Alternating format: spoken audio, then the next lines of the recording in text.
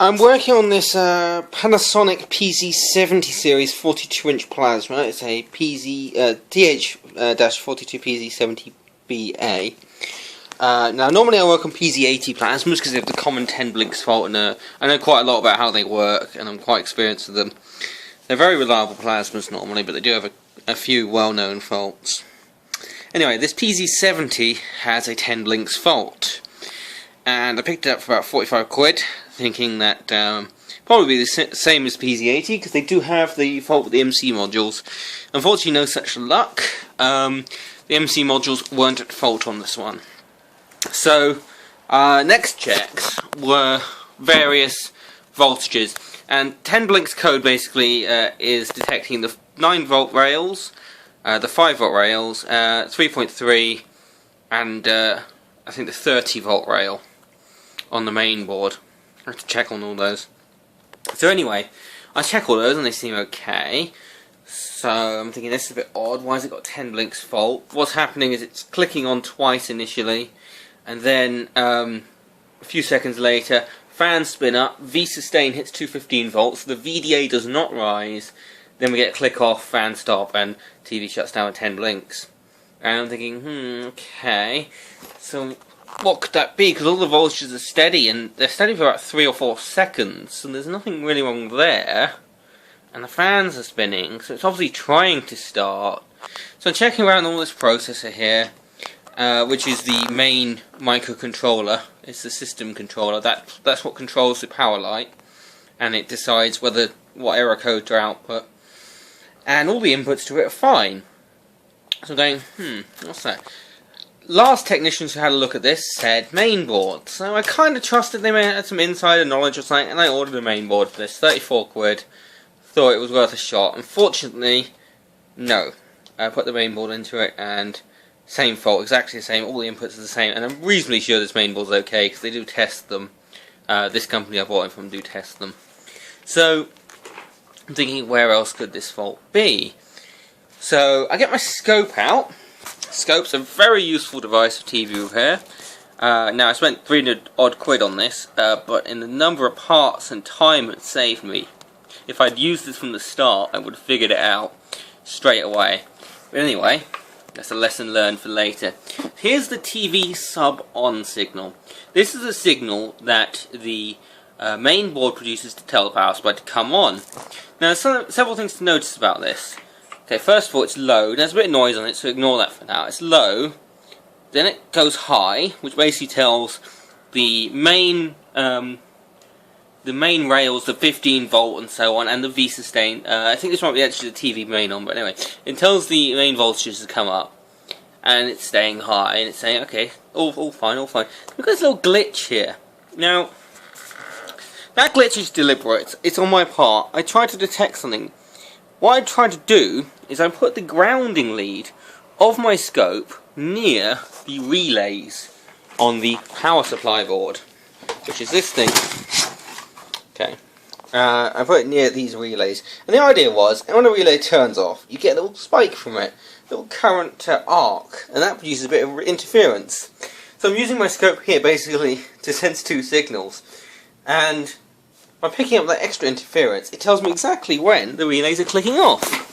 And so I've got that little spike there saying, the relays are clicked off. As we can still see, the main board saying, keep going. The main board telling the power supply, I want the output still. The main board only shuts down because the power supply stops working.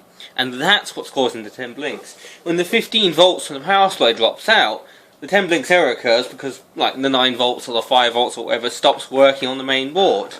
And obviously it says, there's some fault here. So what got me about this? Okay, yeah, assumptions. Don't make them.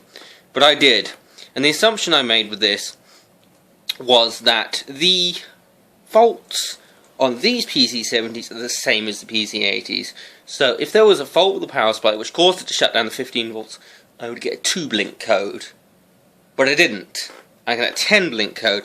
On the PZ80 models, the 2008 generation, you do get a 2 blinks error code, which is caused by the D board sensing an error. But these have a slightly different setup. The main board is split into 2 parts, as you can see. and there's very little communication between the D board and the DG board, which is this board. This is the DG board, it's the main AV board. There's very little communication between the two boards, and so it's more of a contention thing. I reckon, essentially, whichever board detects the error the first is going to get the error code. I'm not sure how Panasonic decide, because surely at that very point in time, not only do we have a 2 blink code and a 10 blink code, we also have a 6 and 7 blink code from the SC boards, because they start sustaining, the light on the board starts lighting up, so it means those boards have started sustaining, and then they've shut off, so they surely triggered the error. So why don't we get a 6 or 7 code? You know, there's so many different error codes that could occur at the same time, so I'm not sure how Panasonic decide which error code to signal. It might simply be which number is bigger. I actually heard of that before, the biggest error code. It's on Philips, I think. Philips TVs will show only the largest number error code, and the idea is they set the priorities up correctly, but I'd prefer if it alternated the error codes or something, but anyway, can't have everything. So I'm thinking, what could cause this fault? And I remember watching a video from some guy on YouTube. Let me see if I can find it. Here. And he has a 10 blink fault, and he's got the US model. This is the TH-42PZ70BA or the TH-42PZ700U. So I'm thinking, well, could I have the same fault? And in his case, he had a blown thermal fuse. I'm thinking, well, why would that cause 10 blinks?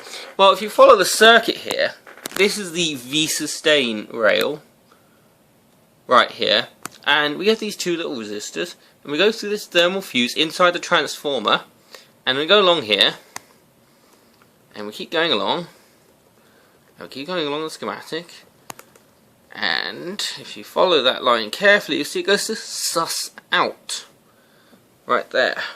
Camera focus. Yeah, the power MCU. That's how the microcontroller on the power board, which is that there, detects if the sustain board is sustain output is working. And if it doesn't get that signal, then it will shut down, which causes our 10 blink fault, which is a bit misleading to say the least. It shuts down everything, it just clicks off, which is what's causing that little click there. That's the power board saying something's wrong, I'm going to shut down, and then there's that delay, and then the main board finally realizes something is up, and it shuts down. Now the power board does have an SOS4 signal, but it doesn't use it in this case. That would be really handy if it used the SOS4 to signal V sustain fault, but it doesn't, so we have to deal with that. Anyway, that signal arrives at this controller, and I was measuring it, and it's only 0.03 volts. So what is the cause? Well, it turns out the thermal fuse in this transformer is blown. And luckily, that thermal fuse doesn't carry any of the output current. It's just there for sensing the temperature of the transformer. It's probably undersized. So what I'm going to do is I'm probably going to stick a thermal fuse on the top of it, and then wire it to that transformer terminal. That way the thermal sensing is still preserved. Now I reckon you could probably get away with just jumpering it, but it's not really a good idea because there's a reason Panasonic would have put it in there. They probably decided they needed it for some reason or another, so I'm going to make sure I replace it properly. Anyway, that's a quick look at the 42PZ70BA from Panasonic. These are extremely well made sets. I know the PZ80s are well made. These are just massive overkill. Banks and banks of capacitors along that board there. Anyway, I will see. The TV is now fixed. It was in fact that thermal fuse. I'm just testing it now, and I am really impressed with the picture quality on these older Panasonics, PZ70s. Full HD plasmas. It's not going to come out particularly well in the video, but these are full HD 1080p TVs, 1920 by 1080. The Panasonic's first 1080p plasmas in a smallish form factor. They did have some 58-inch or so models before this in 2006, but this is the first 42-inch 1080p plasma. Well, it's the first, Panasonic's the only company ever to release a 42-inch 1080p plasma. Anyway, it's now working. It was just that thermal fuse. So, another one saved from the dump.